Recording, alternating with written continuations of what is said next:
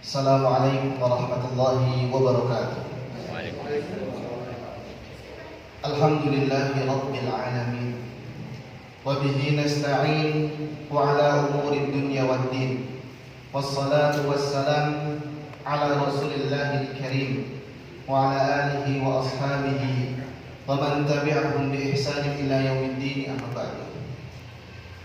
Ayyuhal hadirun, ahibati fillah, sidang hibati fillah yang semoga dirahmati oleh Allah Subhanahu wa taala. Alhamdulillah, pada malam hari ini Allah Subhanahu wa taala masih pertemukan kita di majelis yang insyaallah Subhanahu wa taala diberkahi olehnya. Yang mana kita alhamdulillah sekarang masih di hadis yang pertama, yaitu berkenaan dengan niat. Yang mana seorang penuntut ilmu, seorang yang ngaji, butuh dengan niat yang ikhlas. Makanya sebagian ulama mengatakan, ketika seorang itu niatnya ikhlas dalam menuntut ilmu, la ya'dilu syai' liman shahat niyatuhu. Kalau misalkan dia menuntut ilmu kemudian niatnya ikhlas, maka ibadah apapun tidak bisa menandinginya. Karena ketika seorang itu sedang menuntut ilmu dan niat ikhlas karena Allah Subhanahu wa taala, maka ganjarannya insyaallah pasti surga. Insyaallah pasti surga. Kemudian haibati fillah yang semoga dirahmati oleh Allah Subhanahu wa taala. Kita lanjutkan hadis yang pertama yang berkenaan dengan niat, hadis yang diriwayatkan oleh Umar bin Khattab radhiyallahu anhu, bahwasannya dia mendengar Rasulullah sallallahu alaihi wasallam bersabda, innamal a'malu binniyat. Sesungguhnya amalan itu tergantung pada niatnya. Wa innamal likulli imri'in ma nawa. Dan seorang itu akan mendapatkan apa yang ia niatkan. Kemudian Rasulullah mencontohkan, faman kanat hijratuhu ila Allah wa rasulih. Barang siapa yang hijrahnya karena dalam rangka untuk Allah dan Rasulnya, fa hijratuhu ilallahi wa rasulihi, maka hijrahnya dia dapatkan karena Allah dan Rasulnya. Faman kanat hijratuhu lidunya, barang siapa yang niat hijrahnya itu untuk dunia, awil imra'atin yankihuha, atau dalam riwayat lain awil imra'atin yatazawwajuha, atau karena perempuan yang ingin ia nikahi, fa hijratuhu ila ma hajara ilaih, maka hijrahnya sesuai dengan apa yang ia niatkan. Dan hadis ini diriwayatkan oleh Imam Bukhari dan Imam Muslim. Ahibati fillah, sekarang insyaallah kita akan masuk ke pembahasan hijrah. Rasulullah mengatakan, faman kanat hijratuhu ila Allah wa rasulih. Kenapa sih Nabi sallallahu alaihi wasallam itu menyebutkan hijrah? Nyontohinnya hijrah, enggak ibadah yang lain. Mengapa demikian? Kenapa Rasulullah mencontohkannya hijrah? Hijrah itu apa? Hijrah itu pindah tempat ya bahasanya, pindah tempat. Tapi nanti akan kita bahas hijrah itu bagaimana dan apa hukumnya dan lain sebagainya. Namun permasalahannya sekarang, kenapa Nabi Shallallahu Alaihi Wasallam mengatakan hijrah di sini, mencontohkan hijrah di sini? Maka kurang lebih ada tiga sebab. Yang pertama, karena hijrah adalah amalan terbaik tatkala itu. Ana ulangin, karena hijrah, karena berpindah tempat adalah amalan terbaik tatkala itu. Makanya Al-Imam An-Nawawi beliau mengatakan dalam syarah Sahih Muslim, wa inna ma daraba an-nabiy sallallahu alaihi wasallam al-mathala bil hijrah. Kenapa Nabi sallallahu alaihi wasallam mencontohkan dengan hijrah? Li'annaha kanat min a'dhamil a'mali min dzalikal waqt, atau fi dzalikal waqt. Karena kata beliau, kata Imam Nawawi, karena hijrah tatkala itu adalah amalan terbaik, amalan yang paling baik. Karena hibatillah, kalau kita lihat sejarah Nabi sallallahu alaihi wasallam, apalagi dahulu itu belum semuanya muslim. Belum semua negara itu muslim. Kalau kita lihat sejarah lagi, banyak sekali atau rata-rata semuanya itu belum muslim. Maka hijrah ke tempat yang lebih indah, hijrah ke tempat yang lebih selamat agamanya, itu lebih baik. Itu lebih baik. Karena di Mekah Nabi Shallallahu Alaihi Wasallam dan para sahabatnya mendapatkan apa? Cacian, mendapatkan kesusahan dalam berdakwah. Kita gak ada apa-apa di jamaah. Kita kadang baru sedikit kena senggol langsung marah gitu kan. Kemudian juga kadang sebagian ada yang hijrah. Tatkala dia hijrah, maka sebagian itu ada yang sebelum hijrah dia luar biasa, masya Allah, luar biasa kayanya, luar biasa penghasilannya, income hariannya, income bulanannya itu besar. Namun tatkala hijrah, qadarullah, Allah Subhanahu wa taala uji dia dalam keadaan pendapatannya makin sedikit, pendapatannya makin berkurang, uangnya mungkin mulai menipis, mungkin barang-barangnya sudah ia jual, rumahnya juga mungkin ia sudah jual. Namun jemaah, tatkala kita mendapatkan sebuah ujian dari hijrah kita dari yang buruk menjadi yang lebih baik, dari yang dahulu kita tidak tahu apa-apa, kemudian kita hijrah dan mendekatkan diri kepada Allah Subhanahu wa taala, maka ketahuilah, maka ingatlah jamaah bahwasannya Allah sedang menguji kita. Perhatikan, mungkin tatkala kita sebelum hijrah itu kita kaya, income kita banyak dan lain sebagainya. Namun tatkala kita sudah hijrah, kemudian tatkala kita sudah menjadi hamba-hambanya Allah yang dekat kepada Allah, maka kita sedikit mendapatkan dari dunia. Ingat, itu ujian dari Allah Subhanahu wa taala. Barangkali jemaah, tatkala Allah uji itu jenengan kemudian dihapuskan dosa oleh Allah Subhanahu wa taala. Dan bisa jadi tatkala itu antum semua bertemu dengan Allah Subhanahu wa taala dalam keadaan suci dari dosa. Masya Allah. Dan salah satu penyebab dosa itu dihilangkan adalah diujinya kita. Kita dikasih cobaan oleh Allah, walaupun itu bertubi-tubi. Ini pasti ada juga yang dia hijrah sebelumnya, masya Allah, mobilnya banyak, mungkin sekarang dijualin karena income-nya pemasukannya sedikit. Maka sabar jemaah. Ini darul ibtila. Dunia ini adalah tempatnya kita diuji. Tempatnya kita diuji. Siapa yang paling bagus niatnya? Siapa yang bagus amalannya untuk Allah Subhanahu wa taala? Maka sabarlah. Kita sabar paling enggak sampai 100 tahun lah. Kita enggak sampai 100 tahun. Ya paling 60 tahun, 50 tahun gitu. Sabar. Barangkali tatkala kita diuji, kemudian dosa kita tatkala kita bertemu dengan Allah suci dari dosa. Karena jemaah, Ibnu Qayyim mengatakan surga itu at-thayyibul mahdud, adalah tempat yang suci dari dosa, tempat yang suci dari keburukan, tempat yang bersih dari semua apapun yang menyakiti kita. Makanya tatkala seorang itu belum suci dosanya, dia bisa jadi digebuki dulu di neraka sama para malaikat. Na'udzubillah. Tapi kita berharap pada Allah Subhanahu wa taala untuk tatkala kita meninggal tidak mendapatkan azab di alam barzakh maupun di akhirat kelak. Amin ya rabbal alamin. Itu yang pertama jemaah. Jadi sebab mengapa Nabi sallallahu alaihi wasallam menyebutkan dan memisalkan hijrah. Yang pertama karena hijrah adalah amalan terbaik tatkala itu.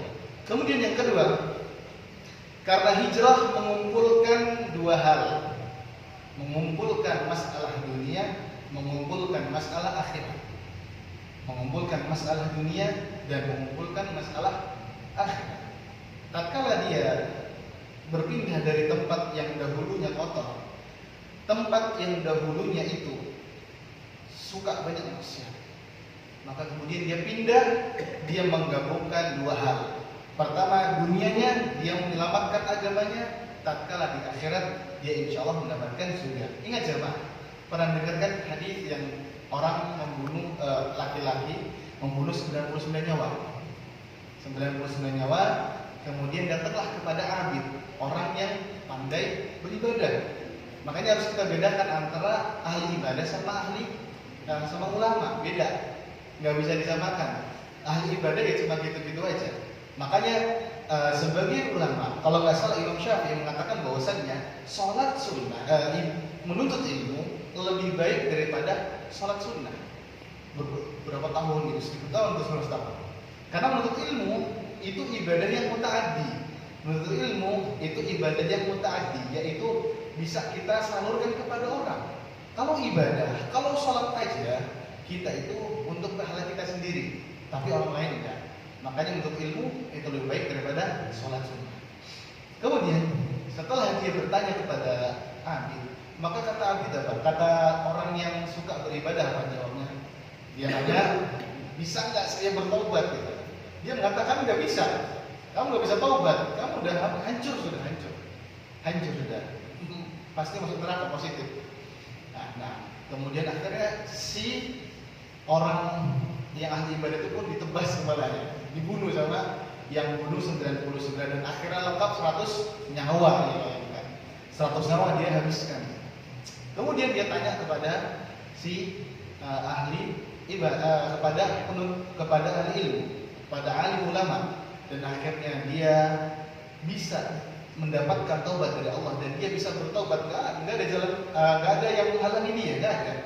Namun disarankan untuk dia pindah tempat. Nah jemaah, pindah tempat dari tempat kita yang sekarang buruk ke tempat yang lebih baik. Itu bisa jadi sebab kita masuk surga juga. Karena kadang kita itu punya tetangga itu luar biasa. Yang kanan nggak berisik, yang kiri berisik. Yang kanan nggak ganggu, yang kiri ganggu. Dua-duanya nggak ganggu, yang depan ganggu. Nah, saling hasad-hasadan, saling nggak senang-senangan. Ini banyak sekali di lingkungan kita. Makanya tatkala dia pindah dari suatu tempat yang buruk kepada tempat yang lebih baik, sejadi itu adalah kebaikan baginya. Makanya tatkala dia pergi ke tempat yang baru, kemudian dia mati, kemudian dia meninggal, kemudian akhirnya dia pun masuk surga karena diukur sama malaikat sudah dekat ke tempat hijrahnya dia, sudah dekat ke tempat hijrah dan akhirnya dia pun masuk ke dalam surganya Allah Subhanahu wa Ta'ala. Kemudian hibatillah yang semoga dirahmati oleh Allah Subhanahu wa Ta'ala. Al-Imam Al-Qurtubi beliau mengatakan wa khassal hijrata bidzikri li'annaha kanat jami'atan bain amri dunya wa amri akhirah. Kenapa menyebutkan dan mengkhususkan hijrah? Karena hijrah tersebut menggabungkan antara perihal dunia dan perihal akhirat. Karena hijrah mengumpulkan dua hal tersebut. Itu yang kedua. Kemudian yang ketiga, yaitu sebab dari mengapa Nabi Shallallahu Alaihi Wasallam menyebutkan hijrah. Yang ketiga ialah untuk tanbihan, untuk memberikan peringatan bahwasannya seseorang itu bisa berbeda niatnya walaupun satu amalannya. Makanya di sini disebutkan hijrah. Dan hijrah tadi pertama, makanya di hijrah coba kita lihat hadis tadi. Hijrahnya itu ada yang faman kanat hijratuhu ila Allah wa rasulih. Kemudian yang kedua, faman kanat hijratuhu lid dunya yusibuha aw imra'atin yankihuha. Perhatikan ada dua nih. Ada dua hijrah. Sama-sama hijrah, tapi niatnya berbeda. Yang pertama niatnya untuk Allah dan Rasulnya. Yang kedua niatnya bukan untuk Allah dan Rasulnya, bahkan untuk dunia, bahkan untuk nikah sama perempuan. Nanti kita akan sebutkan. Di sini ada sababul wurud, ada kenapa hadis ini turun. Nanti kita akan bahas. Nah, jadi hibatillah yang semoga dirahmati oleh Allah Subhanahu wa Ta'ala. Maka hijrah ini yang ketiga ini, sebab yang ketiga yaitu seseorang satu amalan bisa bertingkat-tingkat. Bisa tatkala kita beribadah sama, saudara kita sama, namun niatnya berbeda. Dan ini disebutkan oleh Al-Imam Ibnu Daqiq dalam kitab beliau Syarah dari Umdatul Ahkam. Kemudian hibatillah yang semoga dirahmati oleh Allah Subhanahu wa Ta'ala. Apa sebab hadis ini turun? Nah, ini penting nih. Sababul wurud. Apa sih sebabnya hadis ini ada? Apa sebab hadis ini ada? Disebutkan oleh Ibnu Hajar Al-Asqalani dalam Fathul Bari beliau mengatakan wasababul hadits, dan sebab hadits ini turun qissatu muhajir Ummi Qais. Ada seseorang yang dia hijrah niatnya untuk nikah sama Ummu Qais, sama perempuan. Makanya hadits ini disebut hadits muhajir Ummi Qais, yaitu orang yang hijrah niatnya untuk menikahi Ummu Qais. Ini perhatikan, tadi kita sudah sebutkan niat yang pertama untuk Allah dan Rasulnya, dapat dia pahala. Nah dia niatnya untuk nikah sama perempuan. Makanya disebutkan hadis ini adalah hadis muhajir Ummi Qais. Muhajir Ummi Qais, karena ada seseorang yang hijrah niatnya untuk nikahin Ummu Qais. Kemudian disebutkan oleh beliau Ibnu Hajar al-Asqalani, wa huwa alladhi hajara liyatazawwaja imra'atan yuqala laha Ummu Qais. Jadi dia hijrah niatnya untuk satu, untuk bojo Pak, untuk nikah. Dan perempuan yang dituju namanya siapa tadi? Ummu Qais. Tidak ada laki-laki, dia hijrah, dia pindah tempat karena tujuannya satu, untuk cewek, yaitu Ummu Qais. La lillahi wa li rasulihi, enggak karena Allah dan Rasulnya. Niatnya enggak karena Allah dan Rasulnya. Fasumya muhajir Ummu Qais. Fasumya muhajir Ummi Qais. Maka hadis ini juga disebutkan namanya hadis muhajir Ummi Qais. Baik, alhamdulillah. Memang fitnahnya wanita sangat luar biasa. Ini dia disebutkan dalam beberapa kitab, disebutkan bahwasanya laki-laki ini dia disyaratin, kalau kamu mau nikah sama saya, kamu harus pergi temuin saya, gitu. Kamu pergi temuin saya. Ya udah, akhirnya dia pergi ke Ummu Qais ini, dan dia perginya, hijrahnya niatnya untuk siapa? Ummu Qais, enggak untuk Allah dan Rasulnya. Maka ini luar biasa bahwasanya fitnahnya wanita itu mengerikan sekali. Pak, mungkin di zaman dahulu nggak begitu berat Pak, tapi zaman sekarang masya Allah luar biasa. Jalan ke depan yang melihat ada cewek, mau nunduk takut ketumburan, ngelihat spion ada perempuan juga di belakang, mau ngelihat kanan kiri takut juga ketumbur sama yang depan kita. Makanya mengerikan sekali. Bahkan penghafal Al-Quran pun sulit sekali untuk di zaman sekarang ini, masya Allah. Anda pernah di hotel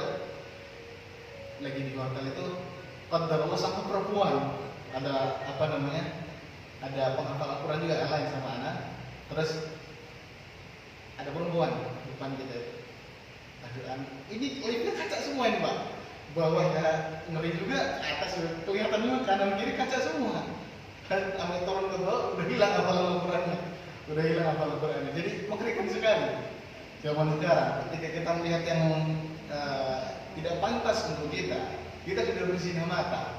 Nah, jadi seperti itu. Makanya fitnah wanita itu sangat luar biasa mengerikannya. Maka kita selalu berlindung kepada Allah Subhanahu wa taala dan kita berdoa. Doanya apa? Allahumma ighfir dzanbi wa tahhir qalbi wa hassin farji. Ya Allah, ampunilah dosaku dan bersihkanlah hatiku dan jagalah kemaluanku. Kita baca bareng-bareng di mana? Ya. Allahumma ighfir li dzanbi wa tahhir qalbi wa hassin farji. Yang dapat ya. Kita ulangi lagi ya. Tiga kali. Sudah hafal. Allahumma ighfir li dzanbi wa tahhir qalbi wa hassin farji. Sekali lagi harus hafal. Allahumma ighfir li dzanbi wa tahhir qalbi wa hassin farji. Satu orang coba itu dapat. Ayo Pak, dengan double Pak. Allahumma fili dzanbi wa tahhir qalbi wa hassin farji. Masya Allah. 100. 60. Dapat 100 Pak. 100. Jadi itu doanya. Nggak apa-apa mau ditulis pakai bahasa Indonesia nggak apa. Silakan jenengan yang mau tulis, anak ulangi pelan-pelan. Watahhir Allahumma ghfirli. Tulis pakai bahasa Indonesia enggak apa-apa. Penting sekali ini doa ini. Allahumma ghfirli dzambi. Watahhir qalbi. Allahumma ghfirli dzambi. Allahumma ghfirli dzambi. Sudah? Wa tahhir qalbi. Wa tahhir qalbi. Wa tahhir qalbi. Kemudian yang terakhir wa hassin farji. Wa hassin farji. Allahumma ghfirli dzambi wa tahhir qalbi wa hassin farji. Ini bisa kita doakan juga kepada anak-anak kita. Lagi zaman sekarang mengerikan anak-anak. Pergaulannya mengerikan sekali. Maka bagaimana untuk mendoakan anak kita agar terlindung dari perzinahan? Kalau laki-laki diganti domirnya. Jadi kan yang bahasa Arab sudah ngerti domir contohnya. Jadi kalau anak laki-laki Allahumma fir dzambahu wa tahhir qalbahu wa hassin farjahu. Kalau perempuan Allahumma fir dzambahu wa tahhir qalbaha wa hassin farjaha. Ya nanti tinggal diganti sama aja. Kalau yang punya anak laki-laki Allahumma fir dzambahu. Kalau misalkan perempuan Allahumma fir dzambaha. Ini domir penting sekali. Domir penting sekali. Jadi seperti itu. Agar juga terhindar dari perzinahan, dia berdoa seperti itu. Semoga Allah Subhanahu wa taala hindarkan kita dari perzinahan. Amin ya rabbal alamin. Baik, kemudian ahibati fillah yang semoga dirahmati oleh Allah Subhanahu wa taala. Hijrah terbagi menjadi tiga. Hijrah terbagi menjadi tiga. Pertama, hijratul amal. Hijrah amal. Kalau mau nulis hijrah amal. Hijrah amal. Apa itu hijrah amal? Yaitu meninggalkan dosa-dosa yang sering kita lakukan. Ini namanya hijrah amal. Jadi kita meninggalkan amalan yang buruk ke yang lebih baik. Ini yang pertama, hijrah amal. Meninggalkan yang buruk untuk menjadi yang lebih baik. Kemudian yang kedua, hijrah amil. Perhatikan, yang pertama amal, yang kedua amil. Yang pertama apa? Amal, yang kedua amil. Yaitu menjauhi orang-orang yang buruk. Menjauhi orang-orang yang buruk. Tapi harus diperhatikan ya. Orang yang buruk itu bagaimana? Nah, itu harus kita juga perhatikan. Jadi kadang kita tahu nih, kita harus meninggalkan orang yang buruk, ditinggalkan secara mutlak, ditinggalkan begitu saja tanpa kita peringati, ini nggak boleh juga. Ini manhaj sahabat seperti ini, gitu kan? Manhaj sahabat seperti ini. Jadi ketika ada yang buruk, misalkan ada yang suka melakukan kebid'ahan, melakukan kesyirikan, maka kita tegur. Dan kalau misalkan kita bisa mendakwahinya, pelan-pelan didakwahi. Jadi jangan totalitas meninggalkan, jangan juga. Yang terakhir yaitu hijrah makan. Hijrah makan. Bukan hijrah makan ya. Bahasa Arabnya makan itu bukan tempat. Kalau makan apa bahasa Indonesianya? Artinya makan itu apa? Kan makan itu bahasa Arab. Tempat. Artinya apa? Tempat. Yaitu hijrah tempat. Hijrah dari tempat yang buruk ke tempat yang lebih baik. Kemudian yang berikutnya, hijrah jamaah. Di zaman Nabi ada 3 kali. Hijrah di zaman Nabi kurang lebih ada 3 kali. Hijrah ke Habasyah. Hijrah ke Habasyah 2 kali. Dan yang ketiga hijrah dari Mekah ke Madinah. Jadi hijrah ada 3 kali. Hijrah Habasyah 2 kali. Dan yang terakhir, yang ketiga, hijrah dari Mekah menuju Madinah. Dari Mekah menuju Madinah. Kemudian, ahibati fillah yang semoga dirahmati oleh Allah Subhanahu wa taala. Di situ Nabi mengatakan apa? Faman kanat hijratuhu lidunya yusibuha imra'atin yankihuha. Atau yang sebelumnya, wa man kanat hijratuhu lidunya. Barang siapa yang hijrahnya karena dunia. Dunia di sini ada 2 makna. Dunia di sini ada 2 makna. Yang pertama sebelum akhirat itu dunia sekarang. Yang kedua itu harta. Jadi kadang para ulama menyebutkan dunia yang berarti dan maknanya apa? Harta. Jadi diperhatikan makna dari dunia ada dua makna. Yang pertama ya dunia ini sebelum akhirat. Yang kedua dunia yang dimaksud adalah harta. Maksudnya adalah harta. Kemudian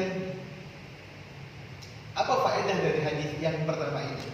Apa faedah dari hadis yang pertama ini? Yang pertama faedahnya yaitu semua amalan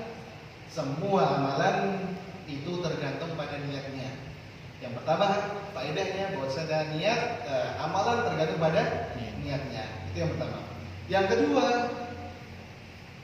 al-haqqu 'alal ikhlas. Dianjurkan untuk ikhlas setiap saat. Dianjurkan untuk ikhlas setiap saat. Terlebih lagi penuntut ilmu. Jadi tatkala kita duduk di majelis ilmu, duduk kita membaca buku, duduk kita mendengarkan kajian dan lain sebagainya, maka kita harus ikhlas. Perhatikan jemaah. Ini ada orang yang enggak ikhlas. Rasulullah mengatakan, "Wa man talabal ilma", barang siapa yang menuntut ilmu, liyumariya bihi sufaha, niatnya untuk goblok-goblokin orang. Apa ya? Kok kasar banget ya? Untuk liyumariya bihi sufaha. Untuk apa ya? Untuk merendahkan orang-orang bodoh. Niatnya untuk merendahkan orang-orang bodoh atau untuk menang-menangan. Saya sudah pintar, kamu masih bodoh gitu. Bahasanya apa? Untuk liyumariya bihi sufaha. Untuk mengalahkan orang-orang bodoh atau untuk berdiskusi sama orang-orang bodoh biar menang dia. Nah, niatnya untuk apa? Untuk menang-menangan. Yang pertama. Gagah-gagahan. Kemudian wajadiya bihil ulama atau wajadiya bihil ulama. Kemudian untuk menyetarakan agar seperti ulama. Niatnya itu untuk menjadi ulama yang hebat atau menjadi ustadz-ustadz yang harus terkenal. Kita yang harus perhatikan bahwasanya untuk ilmu itu bukan seperti itu. Ingat Imam Ahmad, niatnya beliau enggak untuk terkenal, tapi ya terkenal juga.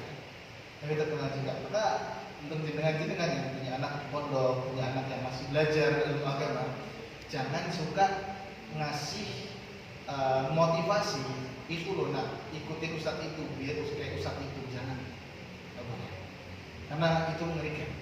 Karena barang siapa yang untuk ilmu, dia niatnya nggak ikhlas karena Allah, maka dia nggak akan bisa nyimbau di surga. Mengerikan sekali. Makanya kalau orang tua nasihatin anaknya, jangan nasihatin kayak ustadz itu, jangan seperti